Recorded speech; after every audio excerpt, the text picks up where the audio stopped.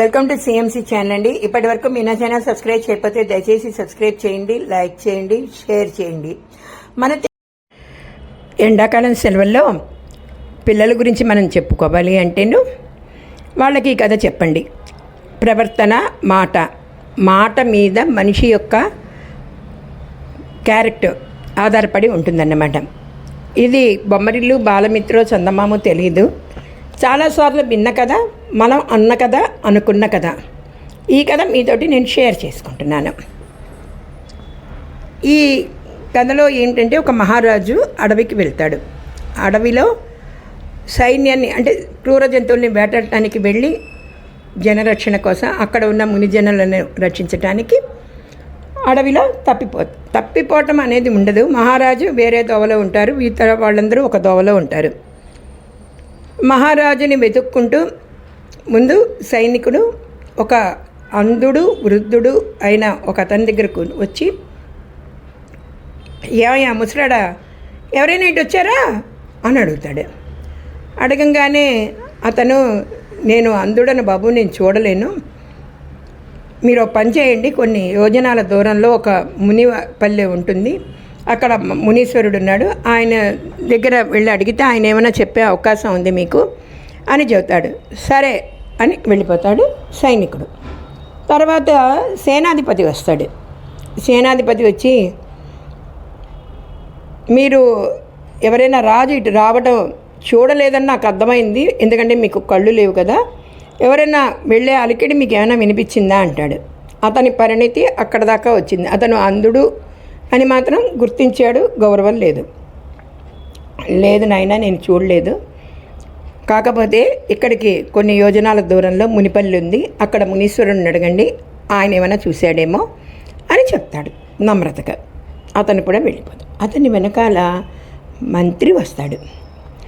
ఆయన వస్తూ కొన్ని ఫలములు తీసుకుని ఈ అంధుడైన వృద్ధుడి దగ్గరికి వచ్చి, స్వామి ఈ పళ్ళు తీసుకోండి, మీరు ఏమనుకోకపోతే ఒక ప్రశ్న వేస్తున్నాను, మీరు అంధులని తెలుసు, మీకు కనపడదని కూడా నాకు తెలుసు, కానీ మీకు ఇటుగా ఎవరైనా ఒక వ్యక్తి వెళ్ళటం కానీ ఏదైనా ధ్వనులు వినిపించటం కానీ జరిగిందా స్వామి అని అడుగుతాడు.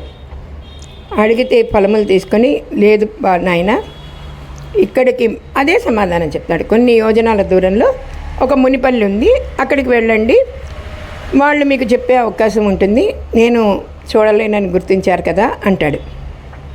మంత్రి వెళ్ళిపోతాడు. మంత్రి వెళ్ళిపోయాక మహారాజు వస్తాడు. మహారాజు వస్తూనే ఆ మనిషిని చూసి, ఆ వృద్ధుడిని చూసి, మీరు ఒక్కరు ఇక్కడే ఉన్నారు, మీరు భద్రంగానే ఉన్నారు కదా, మీ భద్రతకి ఏ లోపం లేదు కదా అని చాలా సాదరంగా అడుగుతాడన్నమాట. లేదు స్వామి, లేదు మహారాజా అంటాడు. నేను మహారాజాని మీకు ఎట్లా తెలుసు అంటాడు. మీరు అడిగే తీరు, నా భద్రత గురించి మీరు పట్టించుకుంటున్నారు, మీ కరకంకణాల ధ్వని నేను విన్నాను అన్నాను. అదే కాదు స్వామి, మీకోసం ఒక సైనికుడు, సేనాపతి, మీ మంత్రి వచ్చారు, ఆ మంత్రి చాలా నమ్మకస్తుడు, మీరు ఆయన్ని వదలొద్దు అని సలహా చెప్తాడు. అదెలా అంటాడు. అంటే సైనికుడు తన స్థాయిని బట్టి, ఏరా ముసలాడా, రాజున్నాడా అని అడుగుతాడు కదా, అలా గుర్తించాడు. సేనాపతి అంధుడని గుర్తించాడు, ఇవ్వాల్సిన గౌరవం ఇవ్వలేదు.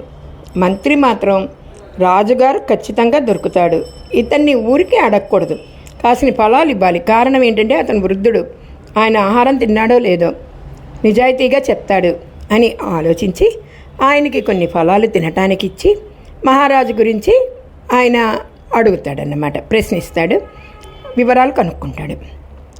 ఇది ఇలా నాకు తెలిసింది అంటాడు. మహారాజు అతని యొక్క తెలివికి సంతోషించి, అంధుడైనా కూడాను మాటను బట్టి ఎవరు ఎలాంటి వాళ్ళో చెప్పగలిగాడు అని ఆయనని మెచ్చుకొని వెళ్ళిపోతాడన్నమాట. ఇదండి కథ.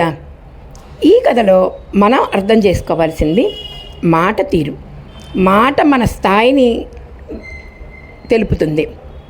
ఆ మాట మాట్లాడేటప్పుడు మనం నిజాయితీగా మాట్లాడామా, ఏదో జీతం ఇస్తున్నారు కాబట్టి మాట్లాడామా లేదా అడగాలి కాబట్టి అడిగామా, మాట్లాడాలి కాబట్టి మాట్లాడామా అని తెలిసిపోతుందన్నమాట.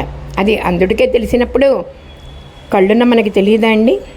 కళ్ళు చర్మ చక్షువులు కాదండి, జ్ఞాన చక్షువులు. కొంచెం జ్ఞానాన్ని పెంచుకోవాలి. ఇది చిన్నప్పటి నుంచి పిల్లలకి అలవాటు చేస్తే వాళ్ళు పెద్దయ్యాక మాటని సక్రమంగా వక్రత లేకుండా ఏ రంగంలో ఉన్నా కూడా రాణిస్తారని మా అభిప్రాయం. ఈ కథ మీకు నచ్చుతుందని భావిస్తూ, ఇలాంటిది మీరు విని ఉంటే ఒక కామెంట్ ఇవ్వండి, వినకపోయినా ఇవ్వండి. ధన్యవాదాలు.